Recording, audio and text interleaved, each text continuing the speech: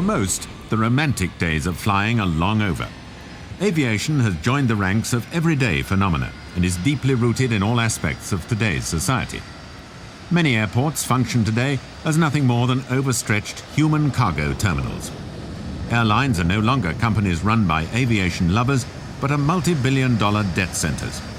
Airliners are the tool of this business, now one of the largest in the world. These aircraft are designed and built to meet very specific transport goals and cost as much as 10 ocean liners did in the 50s. The economics of the business are such that even the oldest airliners are kept working way beyond their pension date. The aircraft is now more than ever an indispensable tool of the world economy. But the versatility of aircraft have given them many tasks beyond the normal transport role of the airliner. 90 minutes after being summoned, night or day, a doctor of the Royal Flying Doctor Service can attend a patient anywhere in the most remote parts of Australia. JD8 Tango in your house, bluff. Go ahead, thanks. Okay. Jerry, you there, Jerry? Yeah, 8 Tango in your house range. Brendan, I'm receiving you. Go ahead with what your situation is out there. Okay, well, what we've got here is an 18-year-old Aboriginal girl, and she was bitten last night 2,400 hours by, clearly we don't know what. It could be a redback spider, but we're not sure. We cannot locate puncture wound. Okay, that's fine, Brendan. Go out probably once or twice a day, every day of the year. Mostly workers for just fairly routine reasons, where someone is sick enough that they want the person under observation in hospital, rather than being 200 miles out in the middle of nowhere. We probably get a real emergency probably once every 2 months.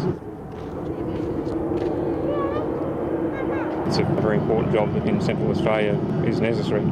It allows, the Flying Doctor Service allows people to live and work outside of the major centres, giving them the security and knowledge that a medical service on call, and if there is an accident, within a few hours they can be back in a major centre.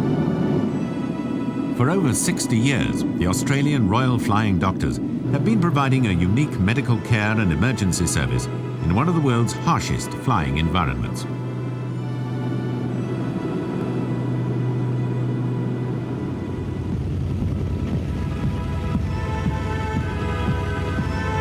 Late May in Fairbanks, Alaska. On contract for the Alaska Fire Service, water bombers and smoke jumpers disperse all over the state to be ready when the fires start. Every year, millions of acres of forest all over the US and Canada go up in smoke. Thousands of people and dozens of planes work from May to October to fight these fires. No one knows when and where the fires will start, so as soon as the conditions for fires occur, an impressive system is geared up.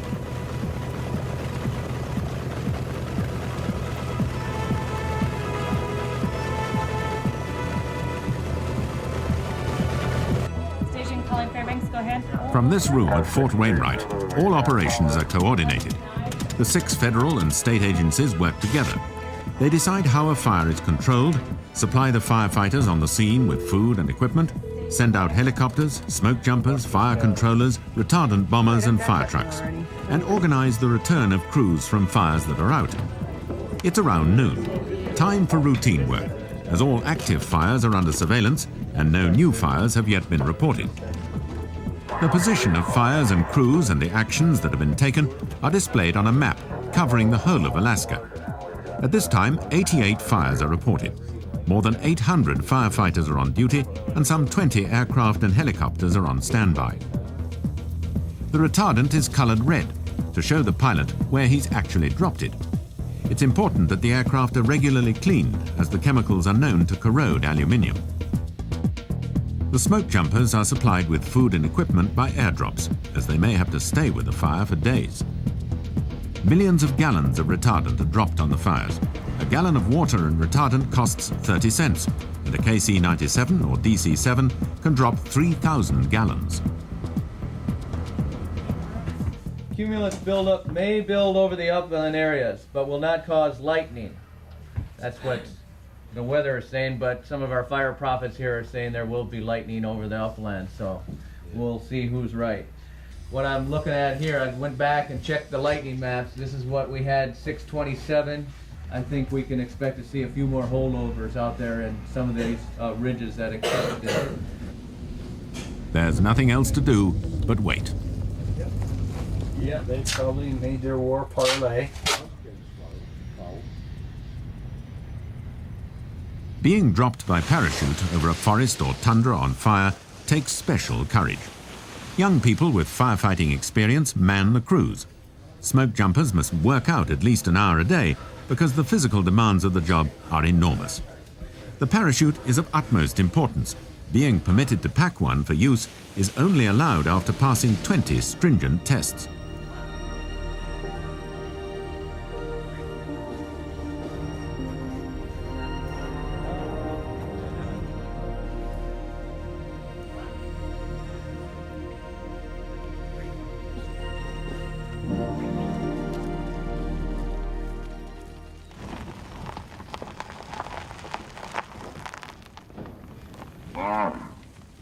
We've got about 20 bores and about 50 tribes, and when it gets very dry I like to fly those tribes every day, and I can just get up early in the morning and fly around, make sure everything's all right, and then I can do what I want to do for the rest of the day.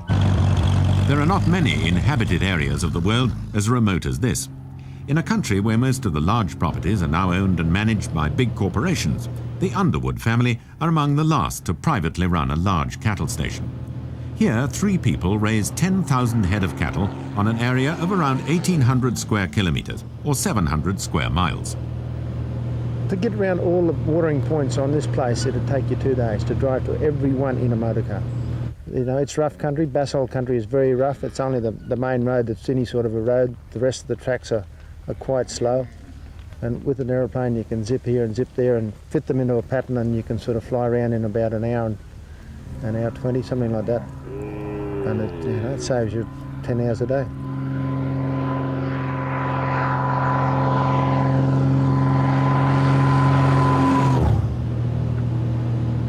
I don't like flying, I just fly for the convenience. I realised a long time ago what an aeroplane could do for me, so I've always been keen to fly. A constant supply of water is the key to survival for both man and beast in country like this. The bore on the northeastern corner is 50k away, and to do the bores in that direction, it's about 130k to go to every bore by the time you get home again. So you know that's all day. By the time you sort of get up and walk and have a look at the turkey's nest, make sure that the water's okay and everything. And in the opposite direction, it's much the same. But the aeroplane is more than just a farming tool here. With the nearest shop in Catherine, 600 kilometres or 370 miles away, the rugged Cessna is sometimes even called on to do the Christmas shopping.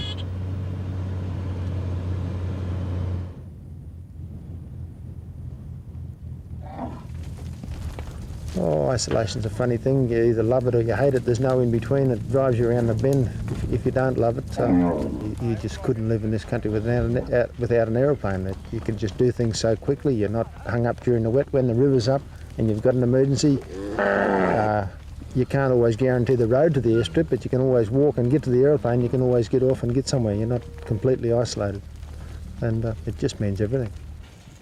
John Underwood estimates that his aeroplane easily saves him the work of 3 men. Without it, it would be impossible to continue to run the property as a family concern.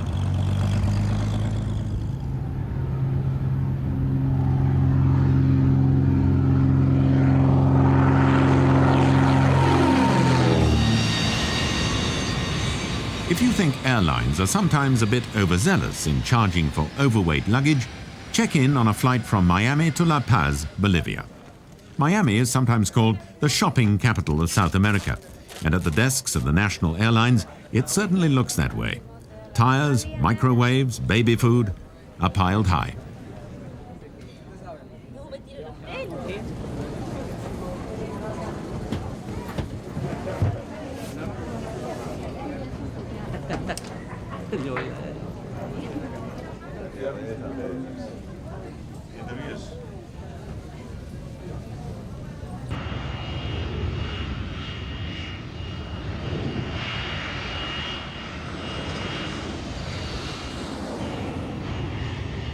Flying into La Paz is a very special experience. The city is built on a plateau some 13,000 feet high. The airport in the neighboring town of El Alto has a runway 13,000 feet long. At this altitude, the air is thin. The people of the Altiplano are used to this. Their bodies have adapted to the lack of oxygen. But aircraft cannot adapt and come in faster when landing. Normally, a 727 would land at some 200 kilometers an hour. Here, it touches down at around 240 kilometers an hour.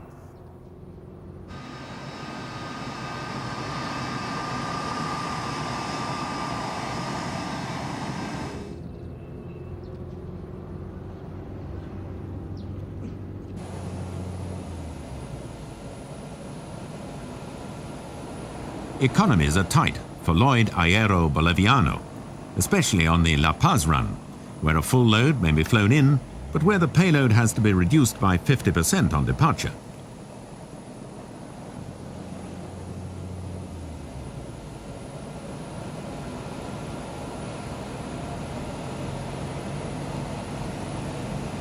Despite such restrictions, the airport remains a vital link with the outside world. All food, goods and people coming in and out pass through here.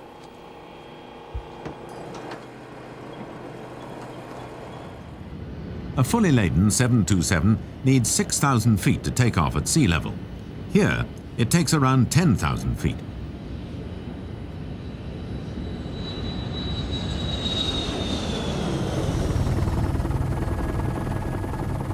Some trees, such as the black spruce, covering large parts of Alaska, need fire to reproduce.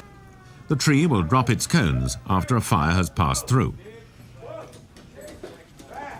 Only when valuable resources or human life are threatened will the alarm bells ring. After a quiet morning, everything starts happening at the same time. The smoke jumpers are scrambled to a new fire some 200 miles north of Fairbanks. While the retardant bombers are called to attend a fire that's getting out of control and is threatening the Alaskan oil pipeline, Helitac Fire Chief Melanie Engram and her 6-man crew are ordered to fire number 485.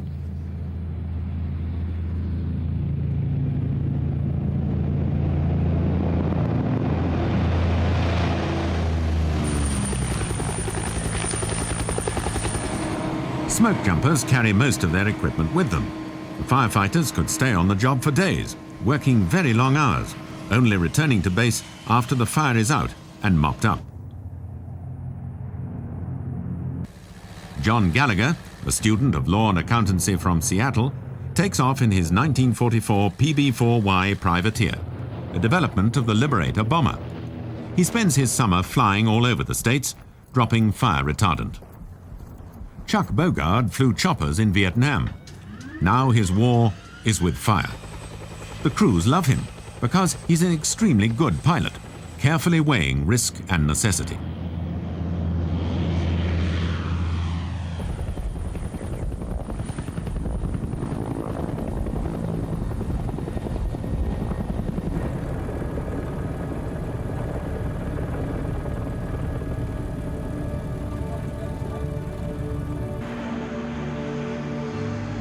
As the Casa 212 nears the fire, the smell of it fills the cabin. The smoke jumpers go quiet as all the checks for the drop are made. The men and women here are firefighters trained to parachute. The jump master carefully picks an open space for the drop zone. Heavy equipment, food and water will be dropped after the jumpers have landed. When and how they'll return to base, no one knows. They might be away for as long as 21 days and have to make a long trek through the wilderness. It's great to know how bad the traffic is. Radio stations happily accommodate their listeners by keeping a constant check from the sky. Rolling home with Bill Seller. It is 5:07. And from high above the city, let's check on your ride home again. Here's Mike. Still worse than the drive around town this afternoon. Still on the top end perimeter. Eastbound traffic jammed up. Flying a helicopter during peak hours costs some $2,000 per day, and most radio stations can't afford that. But they badly want the people to listen to them. So Metro Traffic provides radio stations around the states with traffic information. By working for several stations at the same time, the Metro Traffic Organization makes traffic information affordable. By McFrugal Auto Rental, here's Mike. Okay, thank you, Bill. The accident 285 eastbound just past Spaghetti Junction, now long gone, but the damage is done on that top end perimeter this afternoon. Eastbounders on the brakes pretty solid now from around Roswell Road over through the Beaufort Highway area. Westbound, you're going to find some slow going in spots from Georgia 400 on over through the river. We're on our way downtown to check traffic down to the stadium. Looks like it's slowing around the Brookwood area right now, heavy all the way down through the Grady Curve. Also an accident with a MARTA bus reported in the downtown area right now on Peachtree Street at North Avenue. We'll be back in minutes with another update on Kicks 101.5. Helicopters are a lot more expensive than fixed-wing aircraft, but they're more versatile and can fly in weather conditions that will ground other aircraft. The pilots have to be extremely alert because they're constantly crossing the airspace of busy airports. It would be nothing to have a jumbo on finals pass only a few hundred feet away from you. Drive at Kingswood into Cobb County. Cobb County checking in with an accident on Canton Road at Chance Road, and in Clayton County an accident on Mount Zion Boulevard over I-75. I'm Bill Billings with a look at your Metro Atlanta traffic.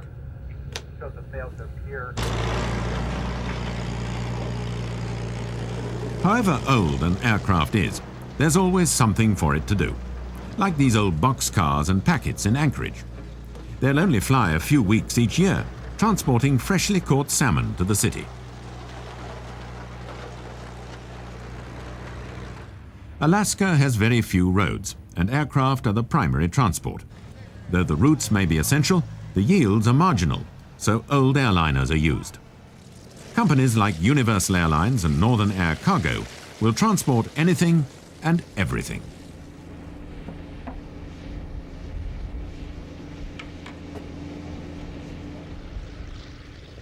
Northern Air Cargo hand-picks its pilots. Most of them are younger than their aircraft, which average 35 years, and they love the Alaskan way of life.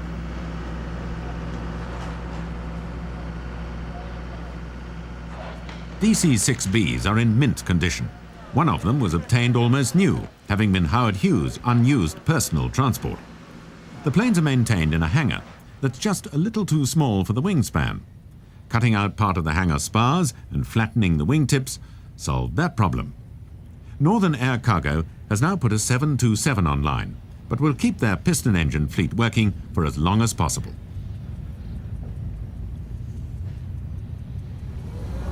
A lot of the cargo is sent as mail, being cheaper by the pound than cargo. So it could happen that complete houses were sent, stamped brick by brick. The Alaskan cargo haulers provide the isolated communities with literally everything they need, from fish hooks to snowmobiles. The DC-6Bs happily carry the lot.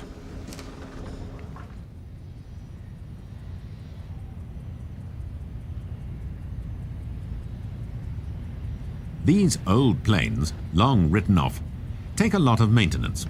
Engines wear out much faster than a jet and take a lot more day-to-day attention. But spares are abundant, so these old Douglases will keep on flying well into the next century, as there are no other planes available with the same payload, range, field performance and economy. The pilots like that idea. Flying one of these unsung heroes of aviation is a great pleasure. They can do without the electric jets and smart uniforms of the airlines.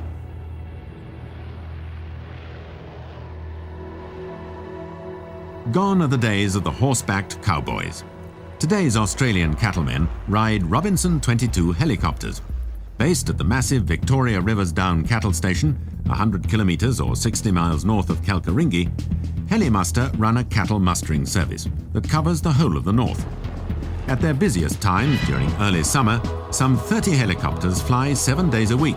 That's enough work to keep 25 pilots in year-round service. I like both sides of it, the flying and the cattle work.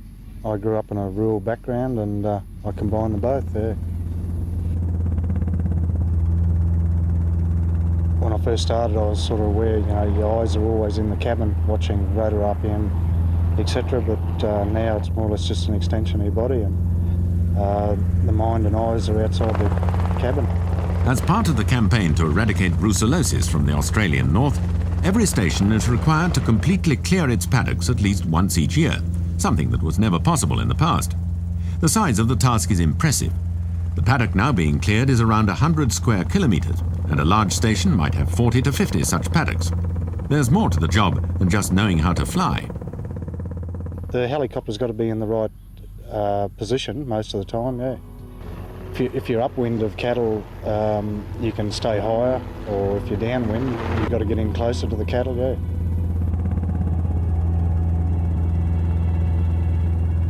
Here, 3 helicopters will take around 5 to 6 hours mustering a mob of 2,000 head. The area needs to be gone over 2 or 3 times to make absolutely certain that all the cattle have been rounded up. That can often involve some tricky flying when they go to ground, using whatever shelter the vegetation affords. We all try to get the last beast. We're all there, reputations to build and trying to get the cattle. And I think that's where some of the risk comes in. Instead of just letting the cattle go, we're trying to get that last one now. Built as a commuter aircraft for the more adventurous American businessman, the Robinson 22 has now virtually taken over from the war-hardened Hueys and Bells for this job. With over 1,600 flying worldwide, it's surprisingly the biggest selling light aircraft anywhere because of its low initial and operating costs. But these more thorough, yearly roundups are now having a big effect on the cattle behavior. They are getting used to it, but the cattle are getting quieter and a lot easier to work, yeah. Since the BTEC program has started, the cattle have changed 200-300% for the better. Victoria River Downs was one of the largest properties in the world when it was first established. It now ranks 3rd in Australia. They run 100,000 head of cattle over an area of 48,000 square kilometres, 18,000 square miles. Something that would be impossible to do economically without the use of aircraft. The smoke jumpers have landed next to the fire, and the plane starts dropping chainsaws, food and water, axes and fuel. The operation is run with military precision. Chuck Bogard couldn't find a place near the fire to safely land the Bell 212, so the Helitack crew is faced with a 2-hour walk through the dense forest to get to the fire.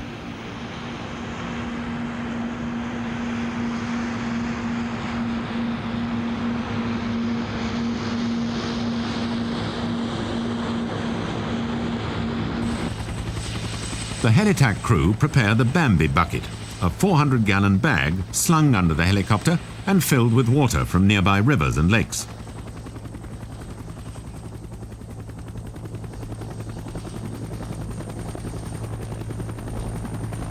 Melanie Engram orders in a few loads of retardant to initially control the fire as the crew begin their trek.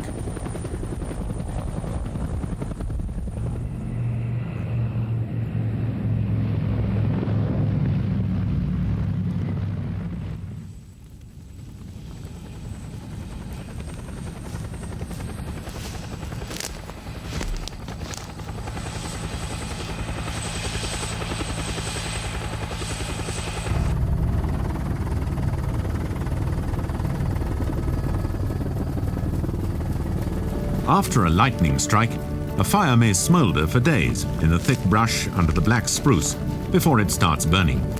The trees then burn very fast, and the heat is tremendous. The firefighters often use spruce boughs to beat out the fires and cut trees and undergrowth to reduce fuel. The work is hard and demanding. The crews hardly rest while on a fire, and when the work is done, the first thing they do is make a fire to cook on.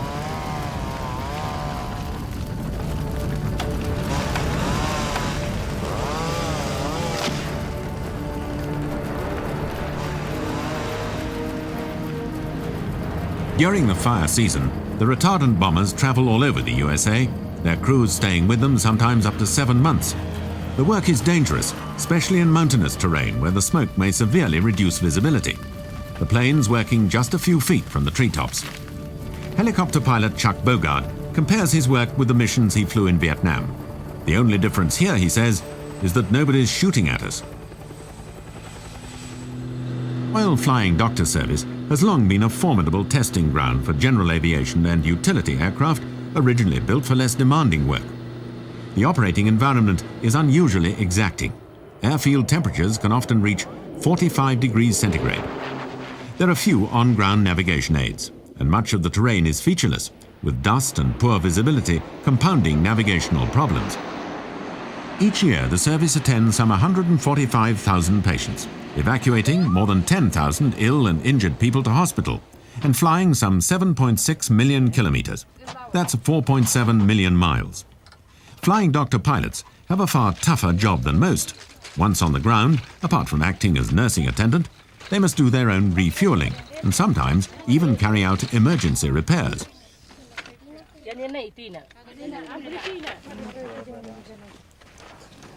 Under these conditions, the choice of aircraft is critical.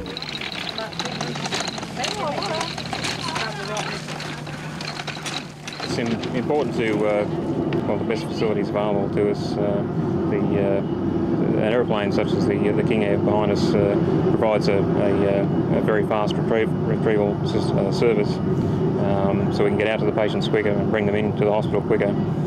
It's a fairly roomy aircraft, which gives the doctors and sisters more room for working in the back, and it's also a pressurised aircraft as well, which has a lot of advantages for medical reasons.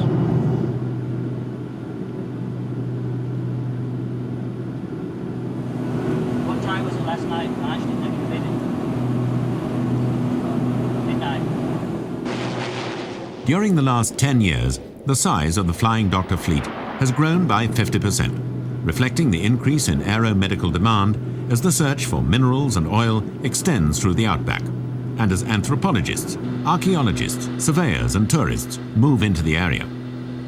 With another patient safely brought under full medical care, the role of aviation can be seen as fundamental to the job of providing remote area medical services in Australia. It's by far the most comprehensive service of its kind anywhere in the world, and an impressive example of the role aircraft play in the service of people.